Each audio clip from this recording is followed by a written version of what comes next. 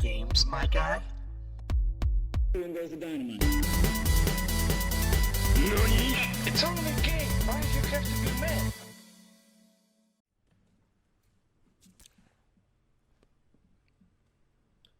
Hello, and welcome to Games My Blood. Cut it! All right, go again. Hello, and welcome to Games My Guy podcast, the podcast for fans by fans.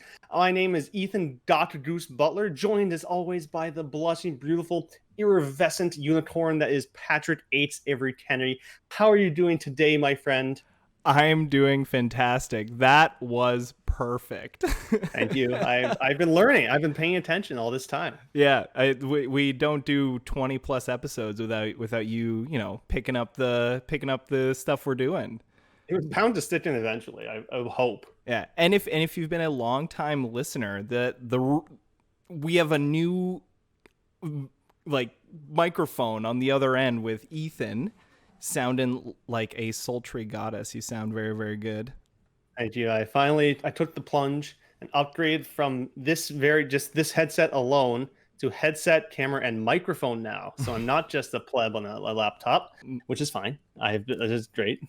But for my purposes, I'd like to be able to hear my voice a bit clearer. Yeah, and you've also lived that life. You paid your dues, and now it's time for a big boy computer.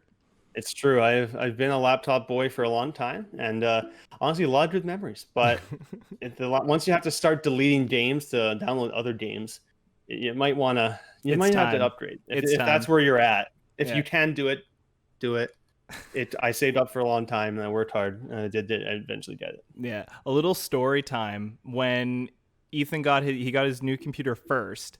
And then he was like, "Oh, this is sick," and we went to go record, but then your headset didn't work with your new computer, so you had to go back on your laptop to record the podcast.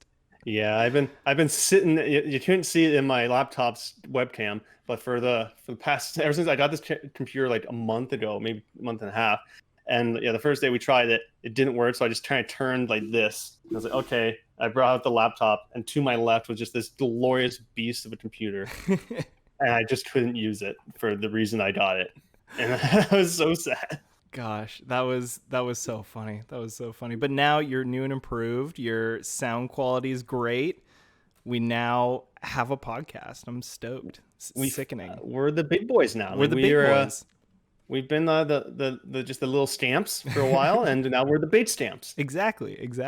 And the big scamps got to talk about some big freaking games, and I'm talking about Week 28, Overwatch League 2020.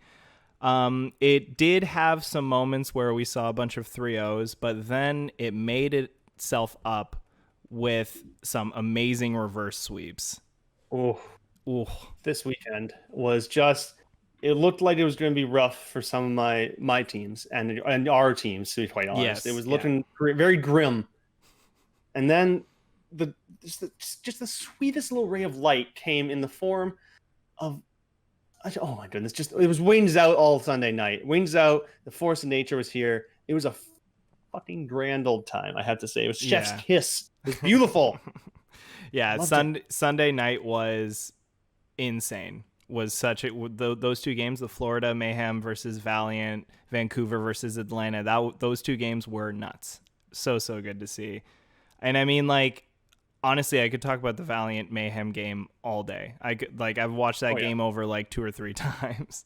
Yes, I remember once it ended, I think we played some games, and then I went downstairs after playing. So we watched Overwatch League, went to play Overwatch, and then came back and I rewatched the Valiant game because it was so damn satisfying. Yeah. Just like, I don't think anyone predicted I know I predicted the Valiant, just saying. We at Games My Guy did predict the Valiant. Yeah. And so everyone else knew. Everyone else was just like, no, bring the mayhem. We were like, no, bitch, Wings Out. Yeah, Wings Out all day. This is our analyst skill. We can predict teams to win. Sometimes we're not always correct. We did also choose Atlanta, but that's besides the point. We don't talk about that. We're not thinking about that right now. Like, we're just, we're talking about what we did right, and what we did right was fucking Valiant. We down at the half. moods are down. Packing 10 virtually streams into their rooms like in the hologram, and just like gave him like your shirt, gave them the secret juice, the secret sauce of Packing 10 of Michael Jordan, and they just came out and destroyed. Oh, so good. Yeah, those games were nuts. The thing that struck me about that game in particular was just with online play, it's so hard to get the emotions of esports. You know, it's so hard to get the arena experience, or even just watching a stream of a live event. It's really hard to like translate how important these games are to these people and to these teams. And for Valiant, you know, we saw it on display completely after they finished that reverse sweep. You know, Dreamer almost falling out of his chair, McGravy like Super Saiyan yelling in the air. Like that made me fall in love with Overwatch and esports all over again, you know? Same here. Like as soon as I saw that, we do like to meme here, but man, in that one moment, it was just, I call it was just like pure, it was like happiness personified. And that's not a joke. That was just felt like you could like the pure joy on their faces, like how relieved, how much pressure they would have been under during coming in throughout and to have to complete a reverse sweep. It all matters for them, these teams like this, because they're not locked into certain spots in the playoffs. So every win counts for them. And just having that happen, like the way it did, especially, just you could see the relief on their faces. You could see the joy, you know. And I'm gonna meme a bit, but you could also see such pure happiness and love from KSP. Like that man, I've never seen. I think his lip twitched, and I think that's the closest I've seen to him smile. But I think that's pure. It was perfect. The whole full range of emotion was on display from that team. Yeah. Do you have a favorite map from the set?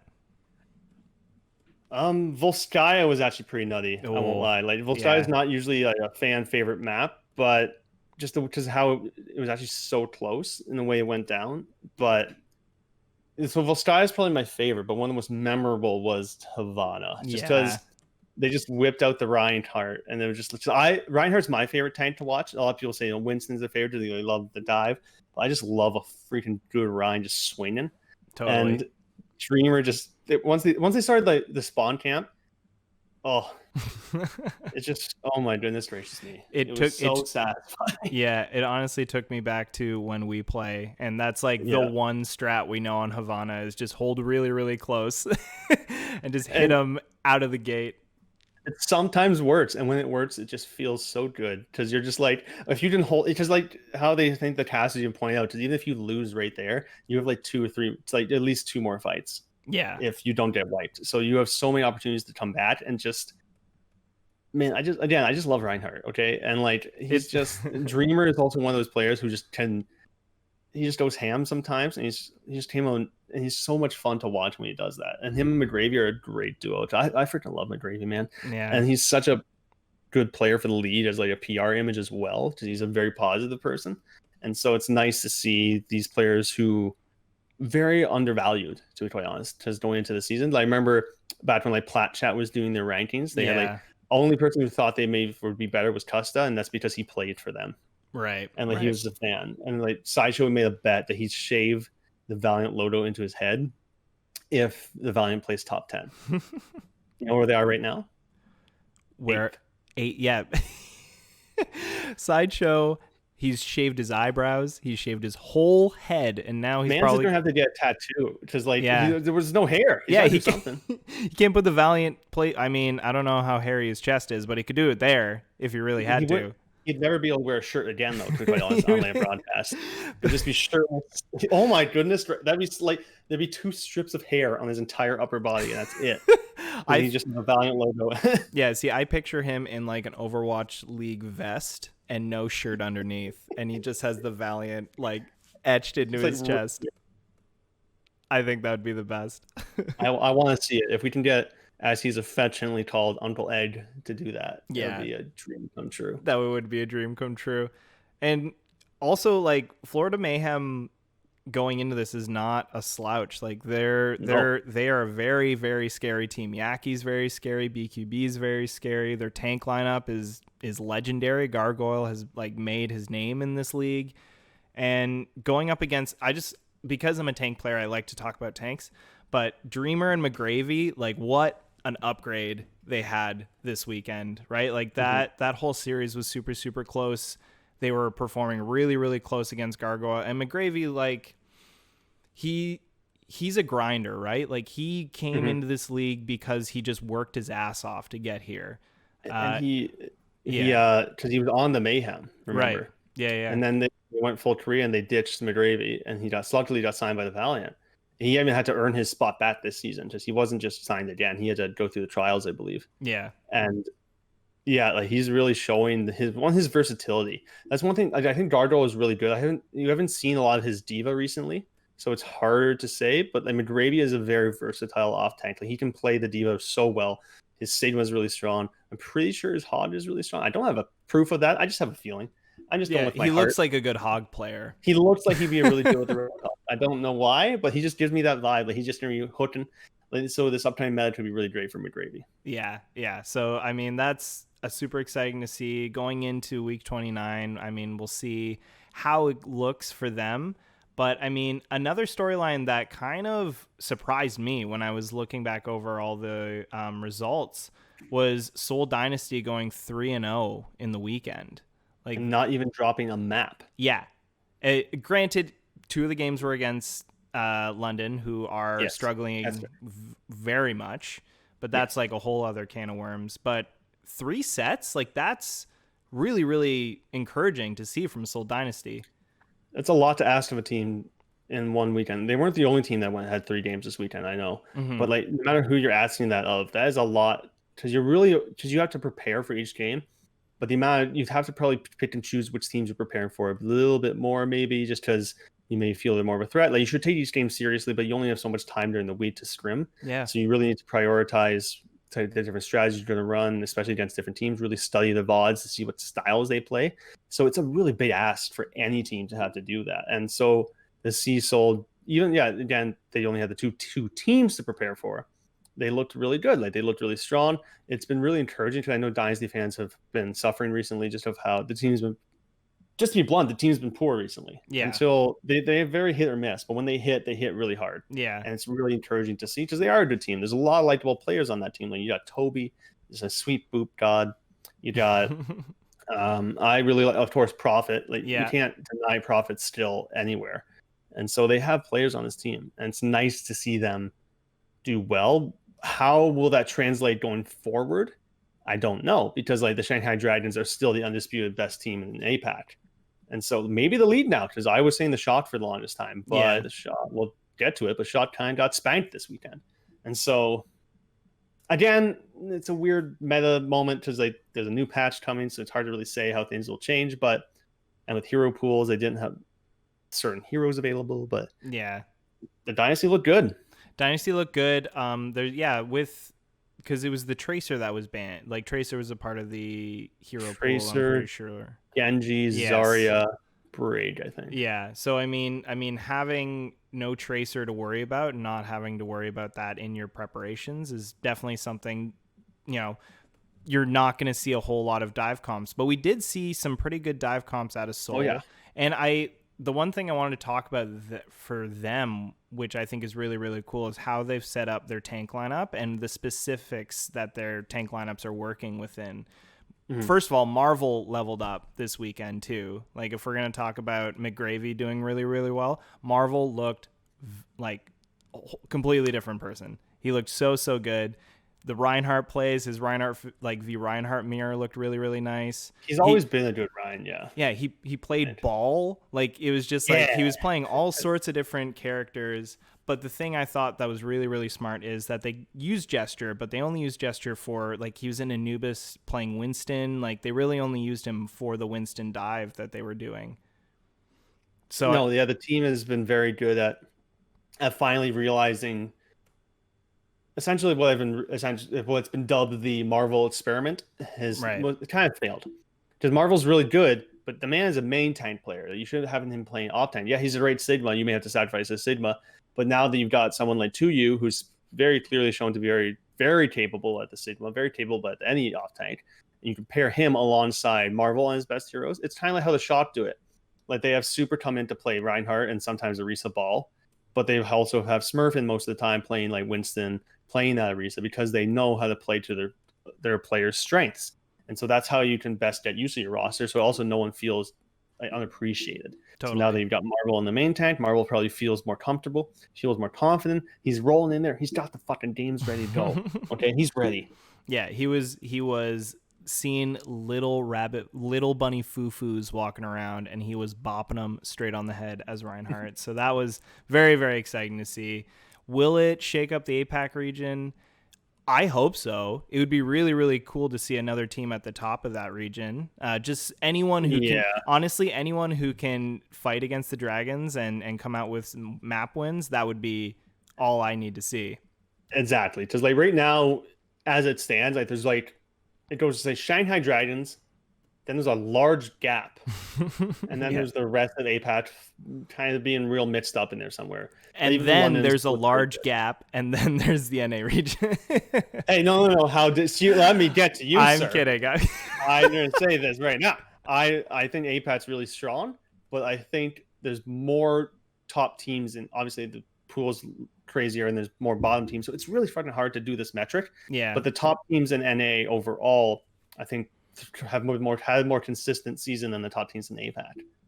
Like other than Shanghai, Shanghai's at the top. Like, Yeah, I'm not talking about Shanghai. Shanghai is probably number one in the league. Right. But then you have like Philly, who probably could go toe-to with Shanghai, because you have, especially in certain metas, like the hit stands might be a little bit different. Like if you have like fucking Carpe going up against Fleta and stuff like that, that's gonna be a fucking interesting matchup.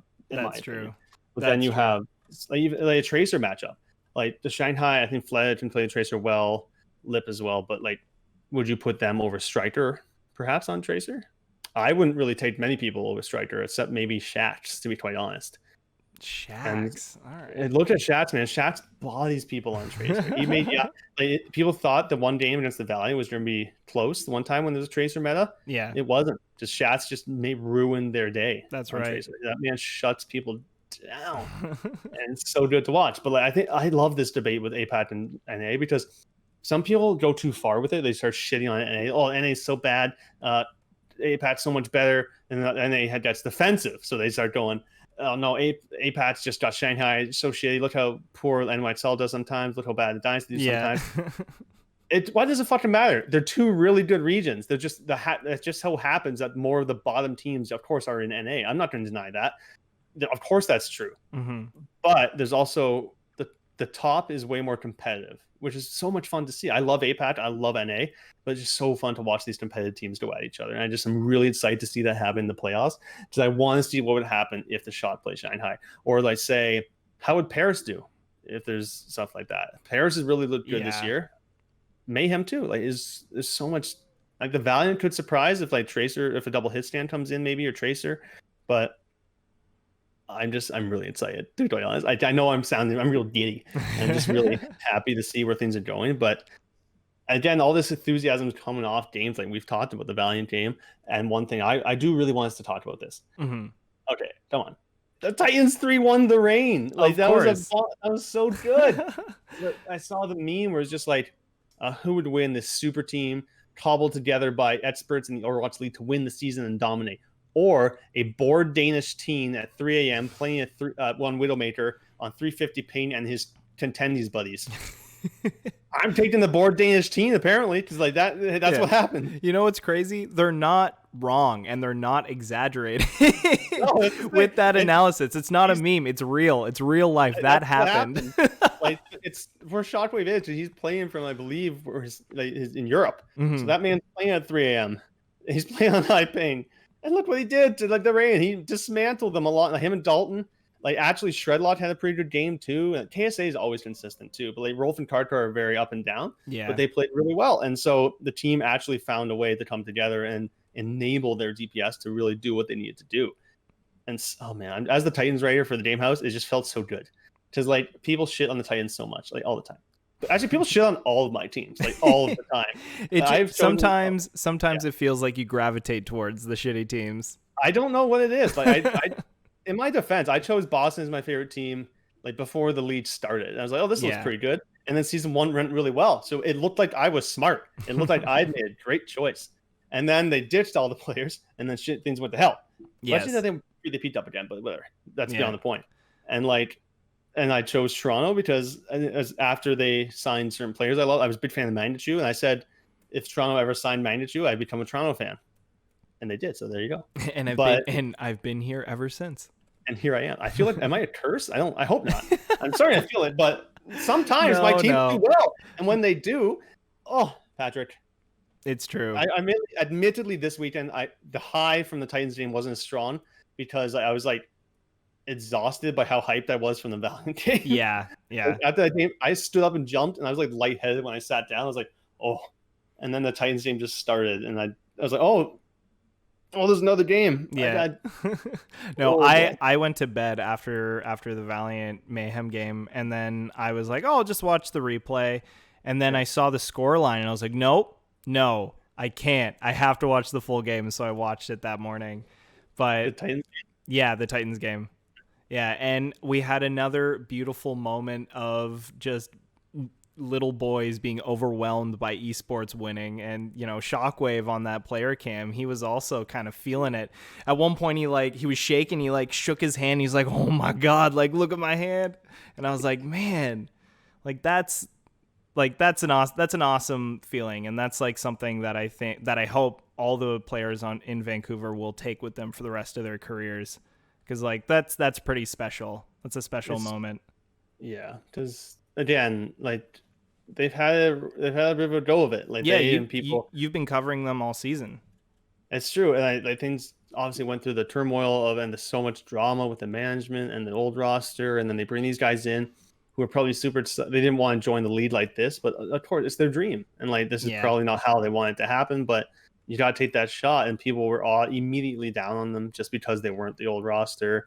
And then they didn't perform really well initially, and then they started to look good, and they've had some ups and downs. And just any chance they can get a win, like this third win, you might not know it actually takes them to, since with all the drama and stuff what happened and the COVID and things shut down certain games, this new roster now has more wins than the old roster did this season. Because the old roster won 2 games and then essentially played very little else after that. Right. And so this new Titans roster has 3 wins. Sadly, also that's one in 2 months they've gotten more wins than Boston. And I don't want to share my favorite team, but that's just a fact. Yeah. But no, like you said, that pure joy of that love of competition and esports looked so good that you can see it on their faces. Yeah. You can see when they finally get that win. Yeah. And this team had a huge shoes to fill, with the old roster of Vancouver Titans bringing so many wins home and being one of the top teams in NA. It actually reminds me of another very similar storyline that's happening in the Call of Duty League with Optic LA. Just because the old Optic, you had Scumpy, you had all of these very, very larger than life players who've been around in the league since Black Ops, leave the organization, and then they bring in these really, really young contender level players, and they've had a very similar trajectory as Vancouver. They've been losing a bunch. People are very divided on if they are going to like Optic since the old Optic team had left. But, it's exciting to see a team like this who has gone through so much and has lost so much, honestly, to start seeing this upward trajectory and winning games against teams that they really shouldn't be. But, they're proving all of us wrong. Yeah, this win was... No one predicted the Titans here, because although Atlanta has also been not just okay, it's hard to say call them a disappointment, because they were hyped up. They were coming into the season. Atlanta Reign was seen as a number 2 team in the league. They were ranked top 4, even top 3, because they had signed Ezen. Everyone's like, they got Erster. It's everything, but then they've really struggled, and they haven't really found themselves this year. That they've really struggled outside of even the double shield is where they've been strongest with Data and Hawk on the Arisa Sigma, but. So they still should be on paper, they should be winning this game. And then I don't know what happened with them, but they looked sloppy. There was some really weird hero compositions at times. They're running, and people are shitting on Saucy too much, I think, because he's been putting in place these certain heroes. And I think that's not really his fault. That's more of a coaching decision. I think there's some coaching issues, I think, with Atlanta. There always has been. Nothing. I think Steffi's a great dude, and he's really good at finding talent, and he really cares about his players. But sometimes his strategies aren't really the best. Yeah. And so I'd like to see some, I don't know if changes in Atlanta, but there's something missing from them, and so that was the one thing that really helped. Well, I sent the Titans get this win, and it is you have to call this what it is. This is an upset. Yeah. As much as Atlanta had been struggling, Vancouver has been at the bottom of this hill forever. Yes. So Yeah. it is an upset. As much as chagrined as Atlanta fans might be about it, it is an upset, unfortunately. And yeah, I think, with Overwatch, it's really hard to coach because there's so many variables and there's so many different. It's 6v6. It's one of the largest like team-based shooters out there. Like even like Halo was 4v4. So there's a lot of moving parts. And with it being like so dynamic, it's hard to prepare yourselves for every situation. So I can see that Atlanta, they have strategies that they're working towards. They have the talent that they're working towards. But when they apply it, when they actually try and use these strategies, it doesn't work out in the way that they think it's going to work out. No. And yeah, it'll be like they've signed this bunch of players. Like Baby Bay leaving, I think, has hurt the team more than some people may realize. Because he was such a strong leadership figure, and his hit stand capabilities were so strong. Like no one ever doubted Baby Bay's mechanical skill. It was more his decision making at times. But like, yeah, so Baby Bay was really strong mechanically on heroes like the Widowmaker or like the Ashe. And so Edison's now been brought in to fill these shoes because the Reina forgot Sharp exists, I guess. But I don't know why they signed him. They're never going to play him, I guess. Yeah. Sharp came out of the door and he was like, "Hey guys, can I play?" And they all looked up from their papers and were like, "Oh, you're still here? Okay, come on down." It's like when Harry Potter enters the kitchen in the first movie. It's like flip the bacon, but try not to burn anything. And just they have Sharp just like cleaning up. And so like maybe they should try him because he came up in contenders as like a really strong Widowmaker player, like a really strong hit scan. Yeah. And so Sharp, I'm not saying Edison's bad. I think Edison's look pretty good, but like this big shoes to fill. Yeah, it's true. It's true. And being a formerly top team, and there's a lot of stuff that they are working through, and they just need to get a winning mentality in the dugout as well. Oh yeah. But I would be remiss, and I think you would be remiss as well, if we didn't talk about the biggest upset of the weekend in the San Francisco Shock Philadelphia game. Yes, that was a surprising one. So I mean, there's a lot of things that people have been saying about it, but the thing that I get out of it is Carpe is still a god. Carpe is still the best player, and I'm super happy to say that. Like, man, that team, I think as well, in addition to Carpe, I think people really undervalue. I don't know how you can, I don't know how this guy's not an MVP candidate. With Funny Astro, true. I think it's someone like, how do you not talk about Funny? Like, Carpe is a god. I agree with you. I know you love Carpe, maybe not as much as you love FT God, but he's up there. Like, yeah, it's a different. It's a different love. kind of love. It's a different kind. It's different love. It's like a brother versus a lover. A brother versus a lover. Yeah, so it's a different kind of love. But yeah, man, like I think I saw like the stats when Philly doesn't play Funny Astro don't look great, and whereas when they play Funny Astro, like they win like 70% of the games, and so like his impact on heroes like Lucio, that dude's a fragger. Like you can't. It's him. He's so good, and his bridge is really good as well, and so him and Alarm make such a good duo. Like the reason sometimes like Salo can get away with all the shit he does is because Funny Astro and Alarm refuse to let Salo die. And like Salo should be dead so much, but then it's Funny Astro and Alarm are like, "No, you fucking crazy bastard, you're gonna live." And like Philly's a scary team, man. Like that game, I remember watching it. Like they even made the shot suffer on Kings Row, which is like the shots map when they get to play super on Reinhardt. They often look their strongest, and so like that didn't work. Like that's troubling. But of course, we've talked about how certain heroes are out of the meta, out of play, and like how the playoffs aren't going to have hero pools, I believe, and there's a new patch. So I think things are going to be different. But in this game, it's shot kind of boomed pretty hard, and like San Francisco doesn't really have like.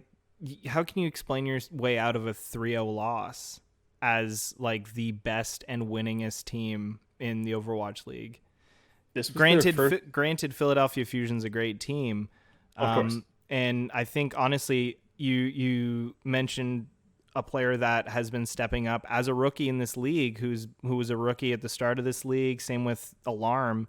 The support lineup of Philadelphia Fusion really kind of played to their strengths and up against these huge veteran players in Moth. Like that's Yeah, hard. Moth isn't a slouch either. So Yeah. being able to kind of shut down the shot when they're even playing Moth at all is a feat. Yeah. Like it's there's just the shot are an interesting team, and I think they'll be fine. I think one of the things that people forget is with a shot is that they are the most scariest team after they get boomed.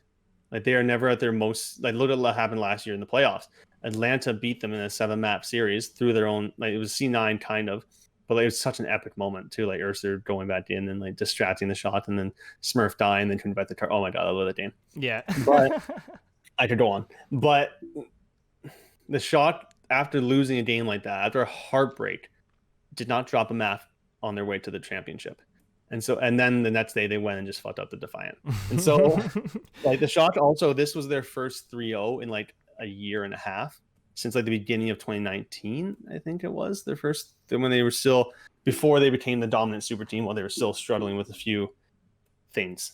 Yeah. But I think I'm not worried too much about the shot, but it doesn't look great. It's not, people are going to make fun of you, but listen, again, the shot hate it when they're being made fun of more than almost any other team. And so these shot will beat the shit out of you after this. I am scared now. Like Striker literally tweeted out, "Thanks for my motivation." I'm like, oh, all right. Please don't kill us. Yeah, please just relax. It would, I honestly, you're like that's a crazy stat, knowing that they've won after they got boomed, they won all the way to the championship. If I was Shock and we like lost against a team that wasn't Philadelphia Fusion, if we lost against someone like Dallas, or if we lost against, you know, a different team other than Philly, that would be a bigger red flag to me about the competitive health inside of San Francisco Shock. But losing against Philly, like I can see it. It makes sense to me. It's just I don't think anyone expected a 3-0. No, I expected this to be competitive. Like I didn't. I expected the Shock to win, but I didn't think. I thought it would be like, I thought it would be a 3-2 or 3-1, but it would be a super competitive 3-1. Like this is like a knife's edge 3-1. But it'd be one of those games where you look at the map score rather than the set score. Yeah, like you'd look at like, oh, it's like 5-4 every time, or something like that. Yeah, but like no, Philly. We can talk about how dominant the Shock are, but the Philly are the number one team in NA. Like they're the number one seed going into the playoffs now. They locked in with that. They don't play this week. Do they? Just pulling it up now. But I don't think they play. I could have sworn the Shock game was their last game of the regular season. It is their last game. Yep. Wonderful, good for them. Yeah. Like funny. Astro was talking about. He's like, oh, we're gonna have, because he's such a deep voice. You know, he's like, oh, we're gonna, we're gonna celebrate. That's a great impersonation. It's like a Poto funny Astro mix. Just funny. Poto also just like, guys, just sweet Tape. Tape, what you're doing? Tape, can you spell this word? And Tape is like, math is hard. With his giant circular crosshair. I never understood that. Never in my whole life. Teo's? No, what is his? There's literally a team in contenders now because its old third impact is called Teo's large crosshair, or comically large crosshair, and it's based off of Teo's. Like he's a giant, he's a big purple cross in the middle of the screen, and everyone just laughed. And so that's what the contenders team is called now. That's beautiful. Well, I also have to talk about, I mean, the Toronto loss against Philly was expected. Yes. And it does follow the storyline that... Toronto played Shock, Patrick. Toronto played Shock. Oh, Shock. Sorry. What did I say? Philly. Oh, we were so hyped up talking about how... Yeah, sorry. I've got Carpe on the brain. So, Shock returned to their former glory, 3-0ing Toronto, which was expected, but it kind of sucked to see. It was not close. Yeah. Like, it was... Toronto took 1 point, I believe, the whole game. They took point A on Hanamura, I believe, And then I'm looking at the stats now. That's why I believe it. Yeah. Yeah, they got full health on Kings Row. Didn't take anything on Liajian Tower. It was a little competitive on Lijiang, like for initially, but then it's just no, they got wrecked. Yeah. And they couldn't do anything. But it's not like the end of the world for the Defiant. I think they'll be fine. To be honest. They might do better than people realize, but they're like Surefour's. I think we've talked about this before. I haven't wanted to believe it. I don't think he's going to be in the lead next year, maybe, because I think he's probably going to retire and just stream. But so that sucks. Yeah. But I think the Defiant are going to be fine. Like they have decent players. They should be able to at least win maybe one playoff game.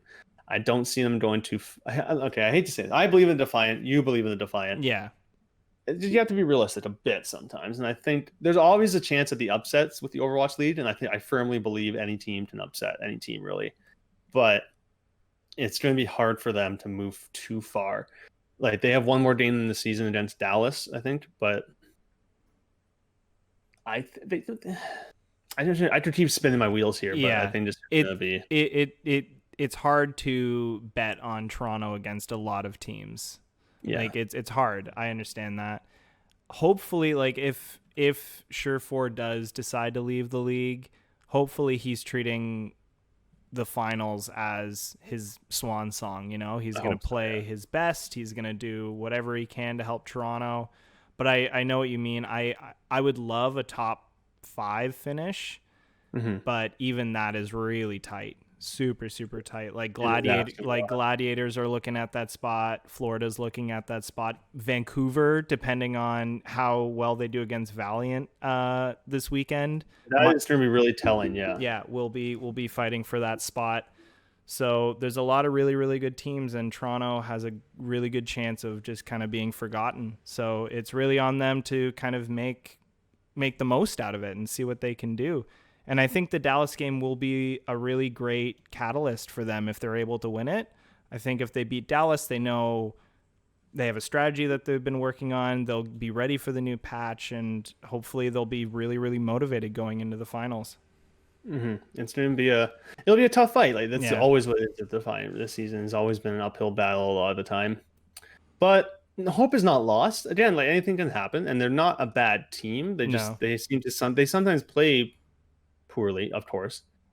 It's true. But I'm not really looking at the shot game too critically. I think, as you mentioned, like you're going to lose that game. 9 times out of 10, you're going to lose that game. Like, would we really care if it was a 3-1? Not really, It might hurt more, to be quite honest. Honestly. There's a bit of hope there. Yeah. Hope is a dangerous thing. And so I don't know if it's like whenever Boston takes a map for me, I'm like, oh, like they drew it against the Gladiators the other day. I was like, it begins the reverse sweep.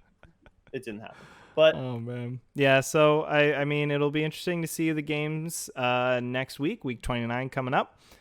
We got Vancouver versus Boston. So that's Ethan tears himself apart game.